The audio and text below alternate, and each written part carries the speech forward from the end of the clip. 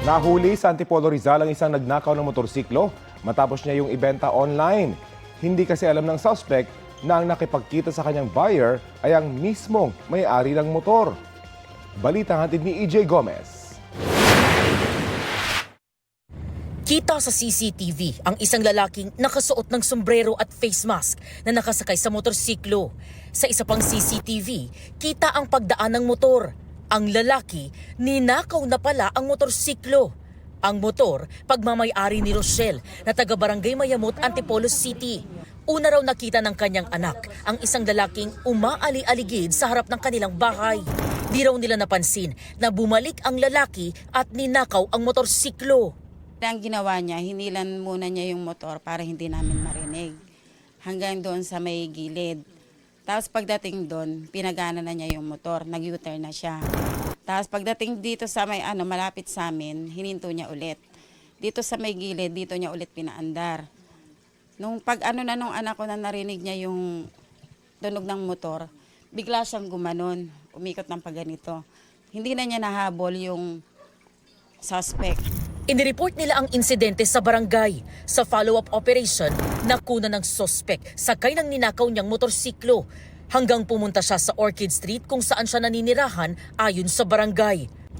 Ang motorsiklo ibinibenta na raw ng suspect online. Nagkataon din, ang nakuhanan ng motor ay nag-check sa online na ito'y nakita niya yung motor niya ibinibenta na ng suspect. Gumanap na buyer, yung may-ari. Nakipag-meet up daw ang may-ari ng motor sa suspect. Nagkahabulan na doon siya tumakbo sa papunta doon sa motor, natrap na natin at yung motor na mismong ninakaw, ayun na rin po yung gamit niya para sa diretso siguro sa pagbenta. Arestado ang 29 anyos na suspect. Na-recover ng mga tauhan ng Antipolo Police ang ninakaw na motorsiklo na ayon sa biktima, pinalitan pa raw ng plaka ng suspect. Ayon sa barangay, nakapambiktima pa ng ilang bahay ang suspect 2 araw bago ang pagnanakaw ng motorsiklo. Nahuli na po natin, naglabasan na rin mga complainant, marami siya nakuha mga cellphone sa mga bahay-bahay na talagang kung sino madaan at may makita siyang pwedeng kunin, mga kinuha niya. At ultimo pati uniforme ng estudyante ay kinuha niya rin. Tinangay rin daw niya ang aabot sa 10,000 pisong cash ng isa sa mga biktima. Depensa ng suspect, hiniram lang niya ang motor at ibabalik din niya. Ginamit ko lang po service. Para saan po? Wala lang po, para lang po may service ako. Wala naman po intensyon kunin talaga yun eh. Wala po intensyon benta yun. Po, babalik ko rin po yun. Humingi po ang pasensya sa may-ari ng motor eh. Sinampahan ng reklamong theft ang suspect na nakadetain sa Antipolo City Custodial Facility. EJ Gomez, nagbabalita para sa GMA Integrated News. Miyerkules latest mga mare at pare, more tawa, more saya sa nalalapit na pag-arangkada ng T-Bats on the Go this March 1. May bagong pasabog ang Bubay and Tekla Show! Kami mismo ang pupunta sa inyo! Ang hosts ng show at kapuso comedians na sina Bubay at Tekla ang mismong magdadala ng saya sa ating mga ka-T-Bats. Sakay sila mismo ng kanilang coaster van, lilibutin nila ang iba't ibang lugar. Every week din, may guest celebrity silang makikisaya on the go. Dagdag pa sa excitement ang on-the-spot comedy. Kaya naman, sama-sama na raw sa kulitan sa darating na linggo, March 1, ayon kina Bubay at Tekla na energetic at hyper sa kanilang MediaCon kahapon. Dati kasi nasa lang kami sa isang lugar. So, mas magandang i-level up natin to sa labas. Para maiba na, mas marami kaming madidiscover pag sa labas. Okay. Mas unlimited yung mga ideas. Tsaka excitement ba na tatanungin ng mga katibats natin, ay saan kaya next na pupunta tong dalawang ito?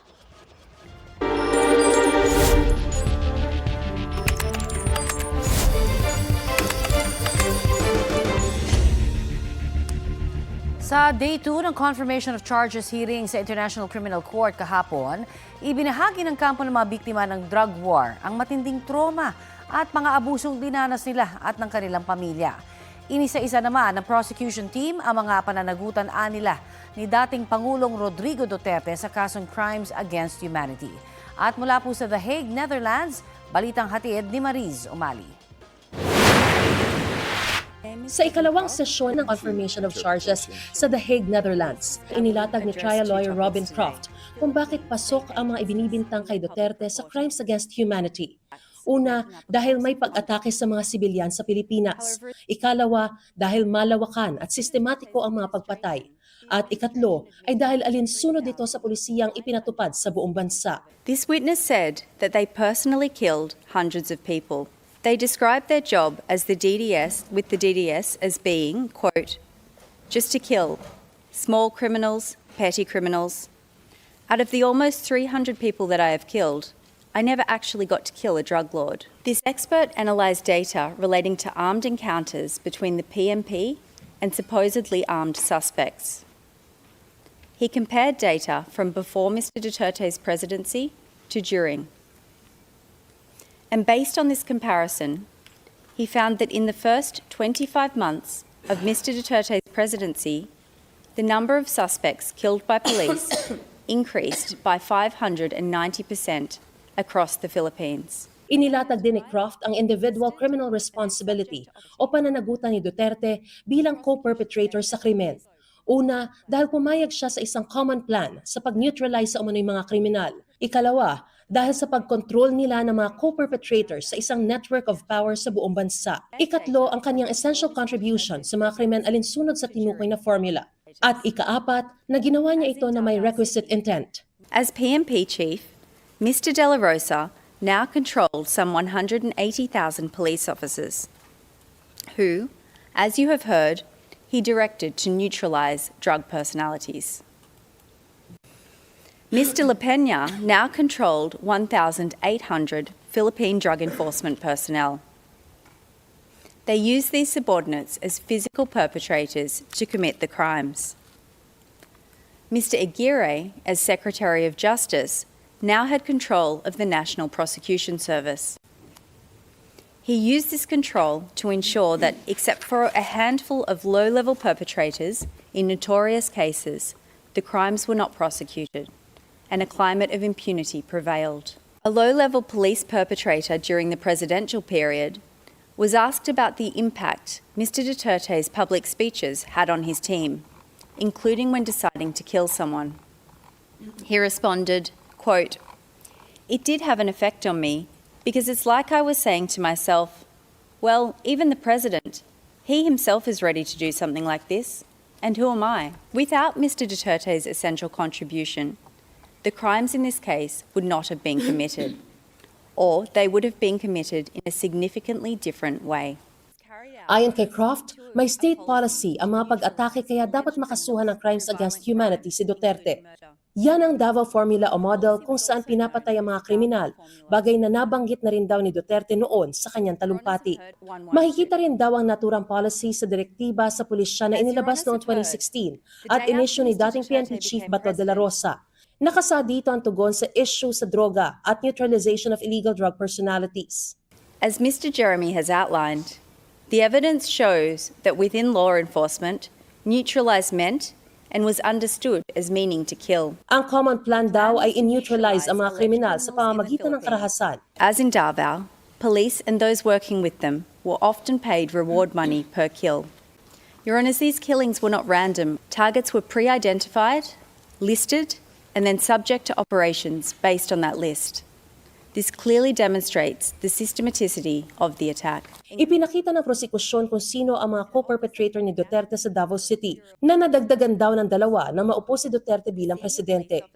Noong Davao City Mayor pa lang siya, si Duterte raw ang nasa pinakatuktok ng kanilang hierarchy. Sina Duterte at ang mga co-perpetrator daw ang may control sa pulis pati na sa mga miyembro ng DDS. Sabi ng isang testigo, natakot siyang di sumunod dahil si Duterte ang pinakamakapangyarihan sa Davao. Noong Pangulo na siya, si Duterte pa rin ang nasa tuktok ng hierarchy. The co-perpetrators controlled the executive, they controlled the police, they controlled the Drug Enforcement Agency, the National Bureau of Investigation, and the Department of Justice. And they used this control to ensure that their subordinates carried out the plan to neutralize alleged criminals. Tinawag ni Principal Counsel ng Public Counsel for Victims Paulina Masida ang drug war na policy against poverty na nakatuon daw sa pinakamahihirap at pinaka-vulnerable sector. Binanggit din ni Masida ang iba't ibang ulat ng mga international at lokal na organisasyon.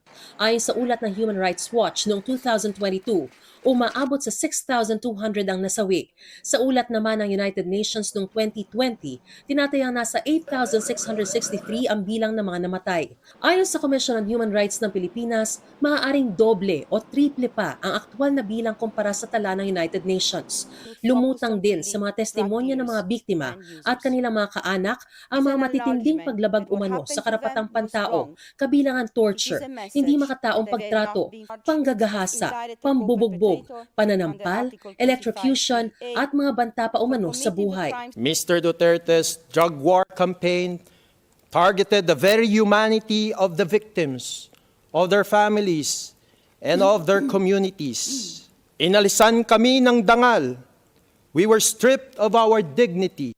Mr. Duterte publicly dehumanized the victims of his anti-drug campaign.